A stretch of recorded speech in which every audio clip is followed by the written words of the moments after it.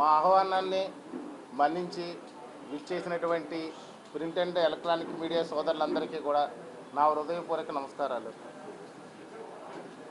ఆంధ్రప్రదేశ్లో ఎన్డీఏ కూటమి ప్రభుత్వం ఏర్పడి 100 రోజులు పూర్తయిన సందర్భంగా రాజానగరం నియోజకవర్గ ప్రజలందరికీ నా శుభాకాంక్షలు తెలియజేస్తున్నాను.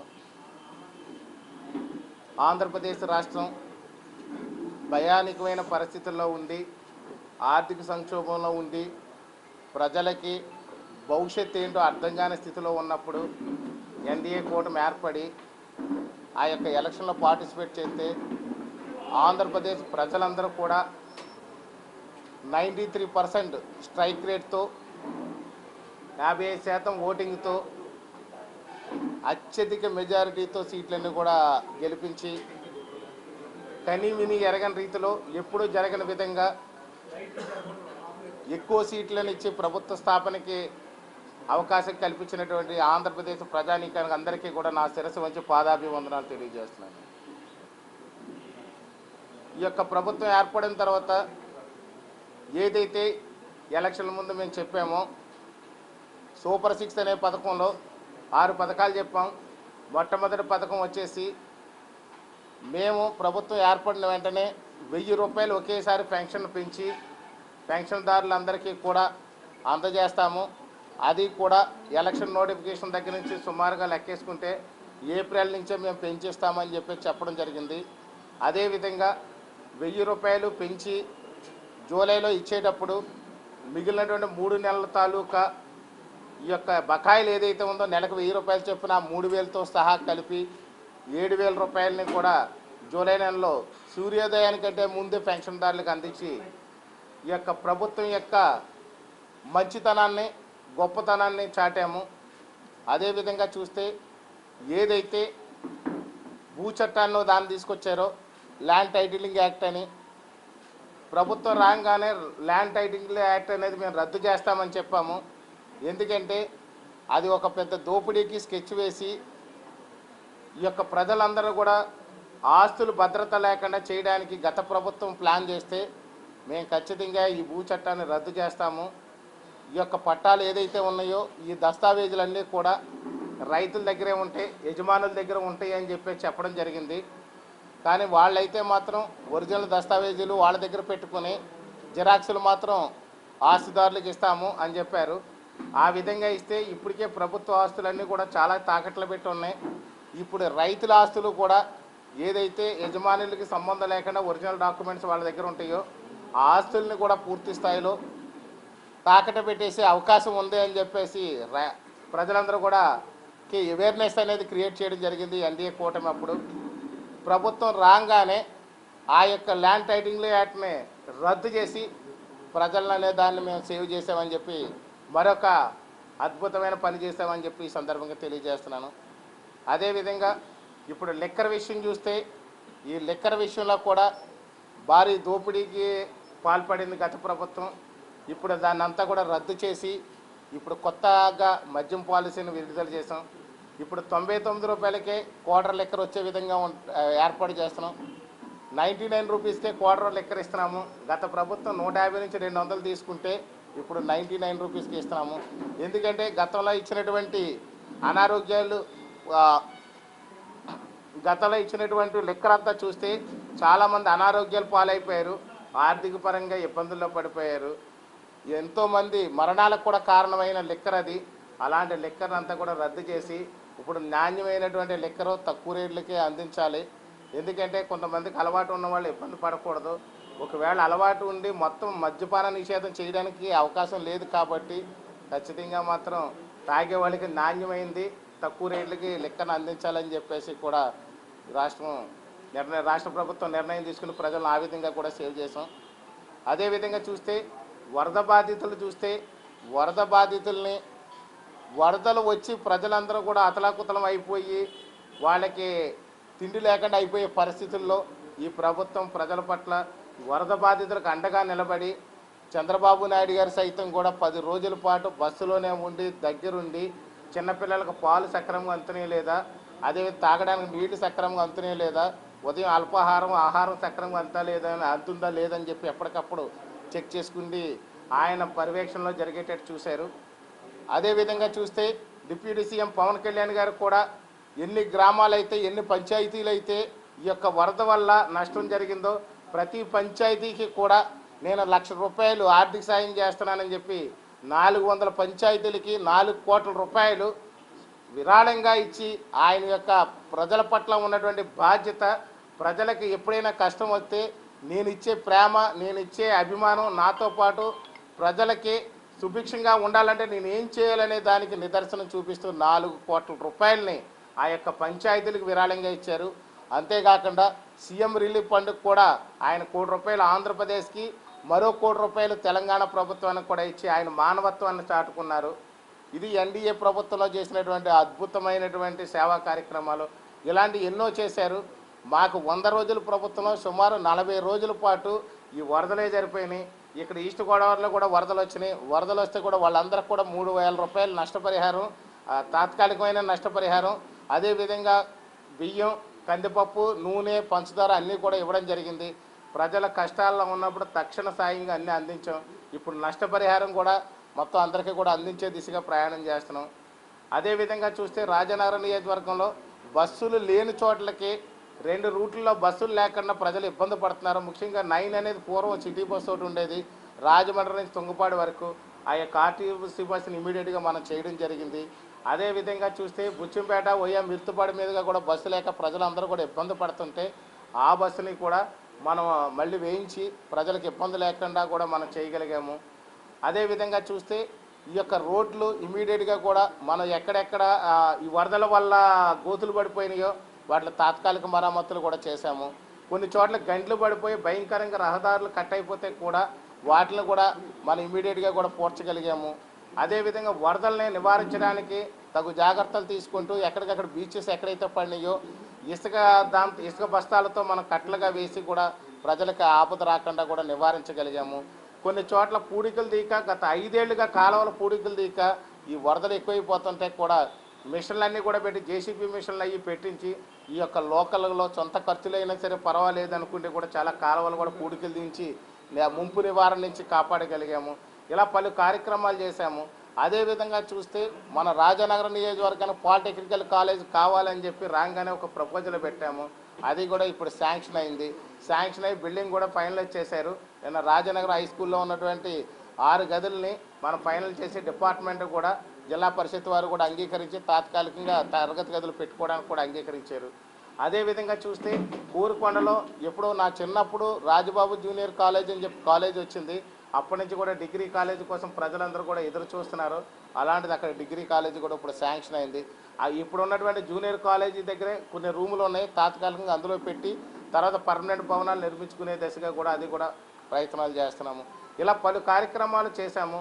అదేవిధంగా చూస్తే సీతారాంపురం ఏరియాలో అసలు పవర్ ఫ్లక్చువేషన్స్ వచ్చి చాలా ఇబ్బంది పడుతుంటే అక్కడ ట్రాన్స్ఫార్మర్లు వేయించాము, తోకాడులో ట్రాన్స్ఫర్ వేయించాము. ఎక్కడెక్కడ ఎలక్ట్రిసిటీ ఇబ్బందులు ఉన్నాయో అన్ని చోట్ల కూడా చేయించాము. అదేవిధంగా చూస్తే సాగునీరు విషయంలో చూస్తే సాగునీరు కూడా చాలా బోర్లన్నీ కూడా రిపేర్లో ఉన్నాయి. పురుషోత్తపట్నం ప్రాజెక్టు పంపులు కానీ పుష్కర పంపులు కానీ కూడా అన్నీ మేము వచ్చేసరికి అన్నీ రిపేర్లో ఉన్నాయి. బిల్లులు లేక చాలా ఇబ్బందులు పడుతున్నారని తెలిస్తే కూడా అవి ఇమీడియట్గా కూడా అవన్నీ రిపేర్లు చేయించి సాగునీరు సక్రమంగా అందే దిశగా కూడా మేము ప్రజలకు నీరు ఖచ్చితంగా అందించాము. చివరి ఎకరాకు కూడా ఈ రోజు వరకు ఇబ్బంది రాకుండా రైతులు సక్రమంగా సాగునీరు అందించాము. ఇలా పలు రకాలుగా ఎక్కడ ఎప్పుడు ఎలాంటి అవసరం వచ్చినా సరే ప్రభుత్వం తరఫున మేము ఇక్కడ సిద్ధంగా ఉండి ఎప్పుడు కూడా 24 గంటలు ప్రజలకు అందుబాటులో ఉంటూ సేవలు చేసుకుంటూ పెడుతున్నాము. ఇదే కాకుండా చూస్తే ఆంధ్రప్రదేశ్లో ఎన్నో ఉపద్రవాలు వస్తే అన్ని ఉపద్రవాలను కూడా ఎప్పటికప్పుడు ఆంధ్రప్రదేశ్ ప్రభుత్వం తక్షణ సాయంగా కూడా చేస్తుంది.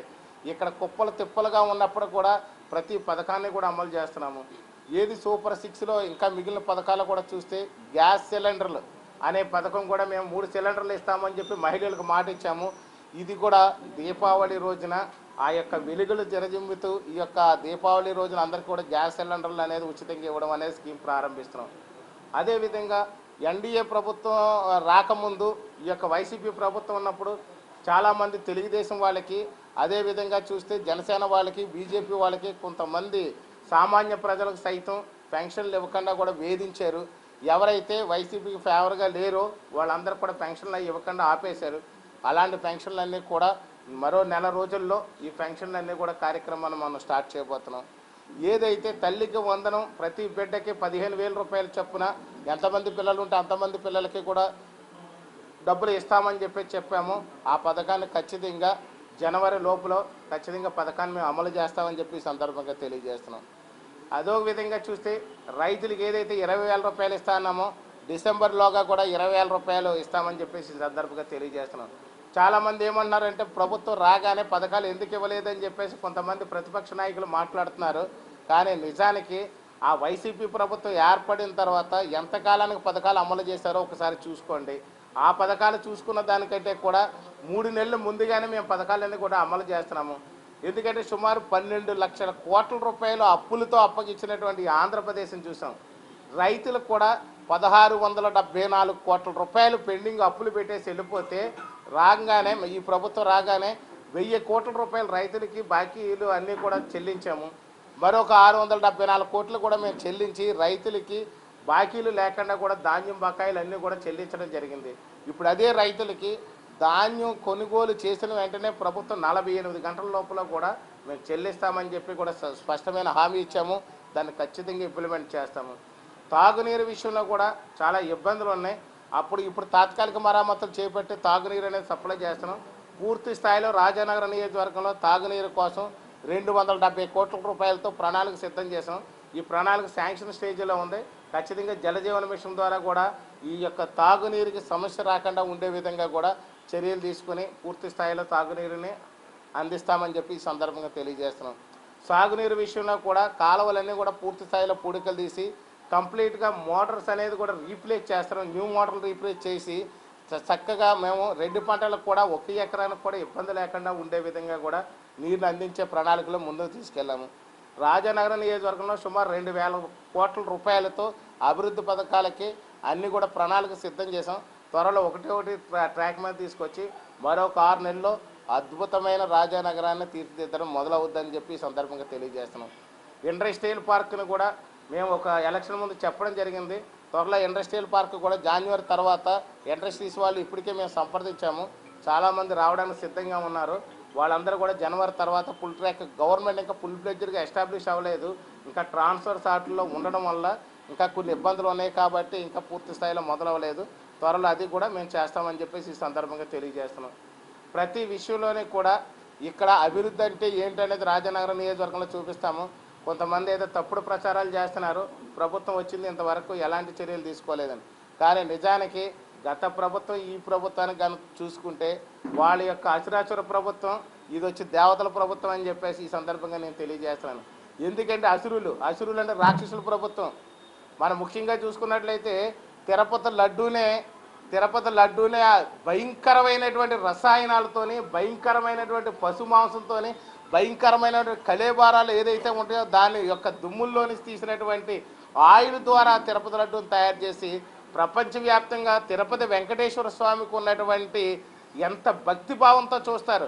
వెంకటేశ్వర స్వామికి ఎంత భక్తి ఉందనేది చూస్తే కంటే లడ్డూను చూస్తే స్వయంగా అక్కడ తిరుపతి వరకు వెళ్ళనోళ్ళు కూడా లడ్డూను చూడగానే వెంకటేశ్వర స్వామిని పాదాలు ముట్టుకున్నంత ఆనందపడతారు భక్తులు. దేశ విదేశాల్లో కూడా కోట్ల మంది ఉన్నారు. ఇక్కడ మన దేశంలో కూడా కోట్ల మంది ఉన్నారు.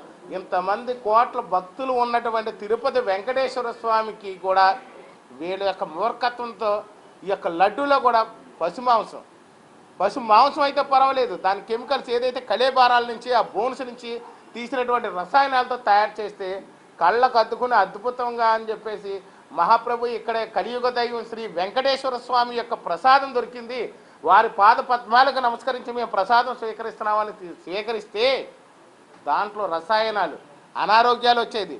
కానీ ఇంత భయంకరమైనటువంటి ఈ యొక్క వైసీపీ ప్రభుత్వం కుట్రపూర్వకంగా ఈ యొక్క వాళ్ళకి లాభాల కోసం వాళ్ళ యొక్క స్కాములు చేయడం కోసం వాళ్ళ డబ్బులు సంపాదించుకోవడం కోసం ప్రజల యొక్క నమ్మకం మీద దెబ్బకొట్టి హిందువుల మీద నమ్మకం మీద దెబ్బకొట్టి ఆ లడ్డు ఎప్పుడు ఎవరికి తినకూడదనే విధంగా కూడా తయారు చేసి ఈవేళ లడ్డూను కూడా మోసం చేసి ప్రజల భక్తుల మనోభావాలు దెబ్బతీసేటట్టు జగన్మోహన్ రెడ్డి ప్రభుత్వం ఉంది అని అంటే ప్రజలకు ఏ విధంగా ఉపయోగపడిందని చెప్పి ఈ సందర్భంగా మనం ప్రశ్నించుకోవాల్సిన అవసరం ఉంది.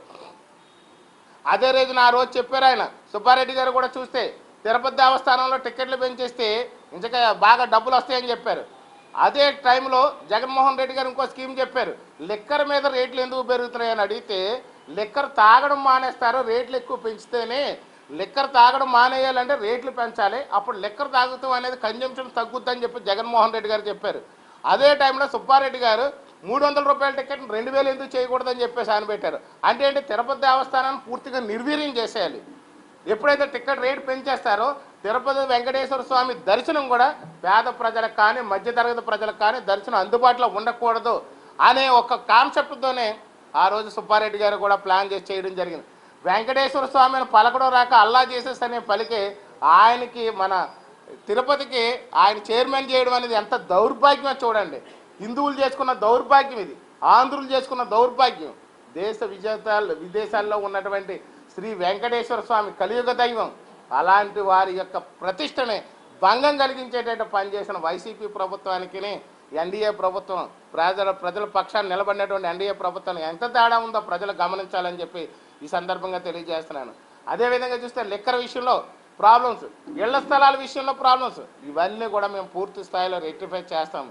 ఖచ్చితంగా తిరుపతి వెంకటేశ్వర స్వామికి తరపున ఏదైతే ఉందో ఆ యొక్క ప్రాయశ్చిత్తంగా, అక్కడ జరిగినటువంటి లడ్డు ప్రాయశ్చిత్తంగా మేము 108 మంది ఇక్కడ రాజనగరం నియోజకవర్గంలో దీక్ష తీసుకుని రోజు కూడా ప్రాయశ్చిత్త హోమాలు చేస్తూ 11 రోజుల పాటు రేపటి నుంచి దీక్ష తీసుకుని కూడా మేము యొక్క వెంకటేశ్వర స్వామికి మనం జరిగినటువంటి అపచారాన్ని మన్నించమని కోరుతూ 11 రోజుల పాటు ప్రతిరోజు ప్రాయశ్చిత్త హోమం 108 మంది ఇక్కడ కార్యకర్తల ముందు మొదటగా మేమంతా కూడా దీక్ష తీసుకుంటాము. అందులో మహిళలు కూడా ఉంటారు. ఈ యొక్క పవన్ కళ్యాణ్ గారు డిప్యూటీ సీఎం గారు ఏదైతే ప్రాయశ్చిత్త దీక్ష తీసుకుని వారు నడిపిస్తున్నారో మేము కూడా అదే విధంగా వారికి సంఘీభావంగా తిరుపతి వెంకటేశ్వర స్వామిగా మళ్ళీ ప్రజలకు మళ్ళీ నమ్మకం కలిగే విధంగా ఈ యొక్క మేము దీక్ష తీసుకుని ప్రాయశ్చిత్త హోమం 11 రోజులు చేయబోతున్నామని ఈ సందర్భంగా తెలియజేస్తాం. లడ్డు తెచ్చి పెడతాము. ఒకసారి ఆయన జగన్మోహన్ రెడ్డి గారు తింటే అర్థమవుద్ది. ఎప్పుడు కూడా ఆయన లడ్డు పెడితే వాసన చూసి పక్కన పెట్టేవాడు. ఆయనకి తెలుసు పశుమాంసం అందులో ఉంది, కళేబారాల నుంచి ఆయిల్ తీసి మేము ఈ లడ్డు తయారు చేస్తామని ఆయనకు తెలుసు. 300 రూపాయలకి నెయ్యి ఎలా వస్తుంది అనేది ఆయనకు కూడా ప్రశ్న తెలుసు. అలాంటి వ్యక్తి ఏ రోజు చూసినా ఆయన కానీ ఆయన భార్య శ్రీమతి ఆ భారతీ గారు కానీ లడ్డు వాసన చూసి పక్కన పడేసేవారు. తీర్థం కూడా మంచిది కాదు, కలుషితమైన నీరని చెప్పి ఏ రోజు తీర్థం ఇచ్చిన వాసన చూసి పక్కన పడేసేవారు. ఆ లడ్డు ఒక్కసారి తింటే తెలుస్తుంది ఆ లడ్డు నిజమైందా కాదా అనేది.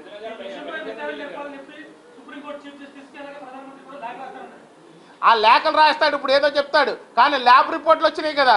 ఏదైతే మనకి సర్టిఫైడ్ ల్యాబ్ ఏదైతే వచ్చిందో ల్యాబ్ రిపోర్ట్లో ఖచ్చితంగా చెప్తుంది ఇందులో పశుమాంసం కలిసింది, ఈ యొక్క కళేబారాల యొక్క ఆయిల్తో తయారు చేశారు ఈ లడ్డూలు అనేది చెప్తుంది.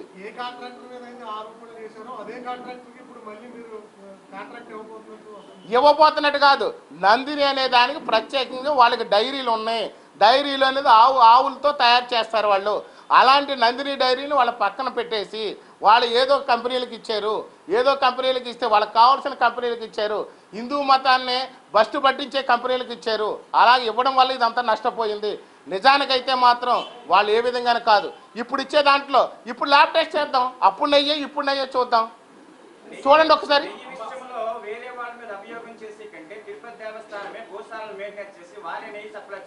సో ఇప్పుడు ఖచ్చితంగా ఇది ఎప్పుడైతే జరుగుతుందో ఇప్పుడు వరకు కూడా తిరుపతిలో అన్నీ కూడా స్వయం ప్రతిపత్తితో నడుస్తున్నాయి. ఇది కూడా ప్రభుత్వం యోచిస్తుంది. ఇప్పుడు తిరుపతికి ఆల్రెడీ 2000 ఆవులు ఉన్నాయి, ఇంకా దీన్ని పెంచుదామా ఏంటనేది అది ప్రభుత్వం త్వరలో నిర్ణయం తీసుకోబోతుంది. ఖచ్చితంగా అలాంటి ఆలోచన కూడా చేసే అవకాశం కూడా ఉంది. ప్రజల యొక్క ఏదైతే సలహాలు సూచనలు ఉన్నాయో ప్రజల నుంచి ఎక్కువ అర్జీలు ఇప్పుడే అదే వస్తుంది. ప్రజల సూచనలు కూడా అదే చెప్తున్నారు. సొంతంగా పశువులని అన్నీ కూడా మెయింటైన్ చేసి దాన్నే ఒక ఉత్పత్తి చేసి ఆ నెయ్యే స్వామివారికి దీపదూప నైవేద్యాలు అన్నింటిలో కూడా వాడితే బాగుంటుందని చెప్పి ప్రజలందరూ కూడా విశ్వసిస్తున్నారు. దాన్ని కూడా ప్రభుత్వం పరిగణలో తీసుకోబోతుంది.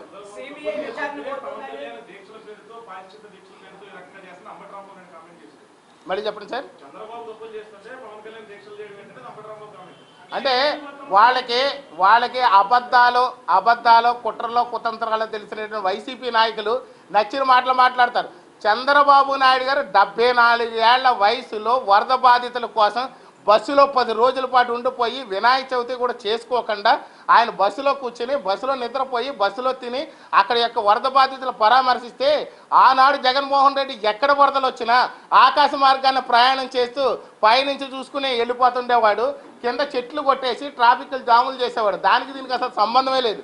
వాళ్ళు చేసేదానికి ఇది కొత్త ట్రాక్ మారుస్తాకి ట్రై చేస్తారు. కానీ ఇక్కడ ప్రజలు మాత్రం పూర్తిగా 5 ఏళ్ళు విని ప్రజలు అర్థం చేసుకున్నారు. ఖచ్చితంగా మాత్రం ఈ విధమైన మోసాన్ని మాత్రం ఎవరు చూడరు. ఎవడ క్షమించినా తిరుపతి వెంకటేశ్వర స్వామి ఖచ్చితంగా క్షమించడు. ప్రజలు ఇప్పటికే క్షమించలేదు. తిరుపతి వెంకటేశ్వర స్వామి చూడ ఖచ్చితంగా పనిష్ చేస్తారు. ఆయన ప్రసాదం కల్తీ పేరుతో కల్తీ చేసి ప్రసాదాన్ని ప్రజలందరికీ పంచారు. చివరికి ఇక్కడ ఆంధ్రాలో పోతే పరుగు పోయింది. చివరికి చూస్తే నార్త్లో కూడా మన అయోధ్యలో కూడా 1,00,000 లడ్డూలు పంచిపెడితే నార్త్ ఇండియన్ బాలాజీ దర్శనం ఒక్కసారైనా జీవితంలో కావాలని చెప్పి ఎప్పుడు ఎల్లప్పుడూ నిరంతరం దేవుణ్ణి కోరుకుంటే నార్త్ ఇండియా భక్తులు కూడా అసహించుకునే స్థాయికి తీసుకొచ్చేసాడు ఈ జగన్మోహన్ రెడ్డి. ఈ యొక్క తిరుపతి వెంకటేశ్వర స్వామి లడ్డూ కోసం వాళ్ళ జీవితంలో ఒక్కసారైనా లడ్డూ స్వీకరిద్దాము, ఒక్కసారైనా తిరుమల వెంకటేశ్వర స్వామి దర్శనం చేసుకుందామని చెప్పి ఎదురు చూసే భక్తులు ఈవేళ అసహించుకునే స్థాయికి తీసుకొచ్చి తిరుమల ప్రతిష్టని అప్రతిష్ట తీసుకొచ్చాడు ఈ జగన్మోహన్ రెడ్డి. ఖచ్చితంగా ఇప్పుడు రిపోర్ట్ మొదలైంది, ఇనిషియల్గా ఎంక్వైరీ మొదలైంది. ఖచ్చితంగా సిబిఐ వాళ్ళు కోరుకున్నట్టే దానికంటే కూడా ఎక్కువ జరుగుద్ది. దోషులందరినీ కూడా ఖచ్చితంగా శిక్షిస్తుంది ప్రభుత్వం.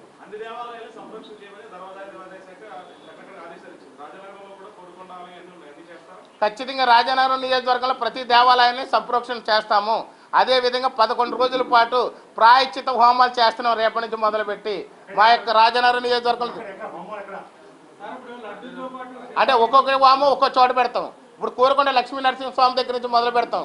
అక్కడి నుంచి తర్వాత మనకి రాజానగరం శివాలయం ఉంది, ఆ యొక్క ఎండోమెంట్ డిపార్ట్మెంట్ది. తర్వాత సీతానగరంలో శివాలయం ఉంది. అలాగే రోజుకు ఒక గుడి దగ్గర పెట్టి ఆ ఏరియాలో అలా సంప్రోక్షణ చేసుకుంటూ అక్కడ అభిషేకం చేసి హోమం చేస్తాం ప్రతి చోట. ఆయన ప్రాయశ్చిత్తం ఆయన వ్యక్తిగతం అది. కానీ ఇది ప్రాయశ్చిత్తం అనేది మనకి పురాణాలు ఇతిహాసాల్లో గ్రంథాల్లో ఏదైతే హిందూ ధర్మం చెప్తుందో దానికి ప్రాయశ్చిత్త దీక్ష పవన్ కళ్యాణ్ గారు చేపట్టారు. ప్రాయశ్చిత్తం అపవిత్రో పవిత్ర అని చెప్పేసి ఒక మంత్రం ఉంటుంది. అపవిత్రమైన దాన్ని పవిత్రం చేసే శక్తి మంత్రానికి ఉంటుంది. ఆ మంత్ర దీక్ష తీసుకున్నారు పవన్ కళ్యాణ్ గారు. అదే మంత్ర దీక్షతో దేవాలయాలన్నీ కూడా మళ్ళీ కూడా ఏదైతే ఉందో పునర్జీవం పోయడానికి, మనం అపవిత్ర అయింది దాన్ని పవిత్రం చేయడానికి మొత్తం అన్ని అభిషేకాలు, హోమాలు, యజ్ఞాలు, మంత్రానికి ఉన్నటువంటి శక్తిని ఉపయోగించి జరిగిన తప్పున అపరాధాన్ని మన్నించి స్వామి ఇక మీదట మేము ధర్మంగా దాన్ని చూస్తాము, ఏ విధంగా అయితే ఏ క్వాలిటీ చూసి రుచి ఆ యొక్క ఏ విధంగా ఉండాలో ఆ విధంగా కూడా ఈ ప్రసాదాన్ని భక్తులు మళ్ళీ అందజేస్తామని చెప్తూ ప్రాయశ్చిత్తం అనేది చేస్తున్నాం తప్ప ఇది ఆ ప్రాయశ్చిత్తానికి దీనికి సంబంధం లేదు. ఎందుకంటే ఆయన ప్రాయశ్చిత్తం వ్యక్తిగతంగా పడుతున్నాడు. నేను పొరపాటున ఒక మాట అన్నాను కాబట్టి నాకు నేను శిక్ష విధించుకుంటున్నానని ఆయన చెప్తున్నాడు తప్ప దానికి దీనికి సంబంధం కాదు. అది ఖచ్చితంగా అయితే ఒక వ్యక్తిని మన తోలనాడే పవర్స్ మన దగ్గర లేవు. కానీ ఆయన పొరపాటునే ఆ మాస్క్ ఉన్న వ్యక్తిని సరిగా గుర్తించకని ఆయన డాక్టర్ అని తెలియక, ఆయన ఎవరో ఏంటో తెలియక ఉద్రేకపూర్వకంగా నేను అన్నాను అని చెప్పేసి ఆయన చెప్తున్నారు. కాబట్టి మాస్క్ తీసిన తర్వాత చూస్తే ఆయన మిత్రుడేట ఎంతకనే వాళ్ళ బాగానే ఉన్నారు. మధ్యలో దాని విషయం మనకి మెయిన్ తిరుపతి వెంకటేశ్వర స్వామి లడ్డు, తిరుపతి వెంకటేశ్వర స్వామి అపవిత్రమైనటువంటి లడ్డు మ్యాటర్ని మనం పక్కదారి పట్టకుండా మీరందరూ నాకు సహకరించాలి. ముందు తిరుపతి వెంకటేశ్వర స్వామి లడ్డూని అపవిత్రం చేసినందుకు పవిత్రం చేయడానికి మా వంతుగా రాజనగరం నియోజకవర్గంలో ఉన్న దేవాలయాలన్నీ సంప్రోక్షణ చేసి పవిత్రం చేస్తామని చెప్పి ఈ సందర్భంగా తెలియజేస్తాం. Thank you. ఎప్పుడైనా సరే వరదలు వచ్చినప్పుడు కూరగాయల రేట్లు పెరగడం సహజం. ఎందుకంటే పంటలన్నీ నష్టపోయినాయి, ఎక్కడ పంటలు లేవు. మనం ఇంపోర్ట్ చేసుకున్నాం, దూరం నుంచి కూరగాయలు తీసుకొస్తున్నాం, దానివల్ల పెరిగినాయి. బియ్యం రేటు మేము తగ్గించాం. కందిపప్పు రేటు కూడా గతంలో ఉన్నదాన్ని 15 రూపాయలు తగ్గించేస్తున్నాం. మేము బియ్యం 70 రూపాయలు అయిపోయినాయి. మీకు కావాల్సిన వేరే బియ్యం, మేము ఇచ్చే బియ్యం చూడండి, మీరు క్వాలిటీ బియ్యం ఇస్తున్నాం. కాదు, కందిపప్పు కూడా 15 రూపాయలని మేము తగ్గించి రైతు బజార్లో అమ్ముతున్నాం ఇప్పుడు మా ప్రభుత్వం రాగానే.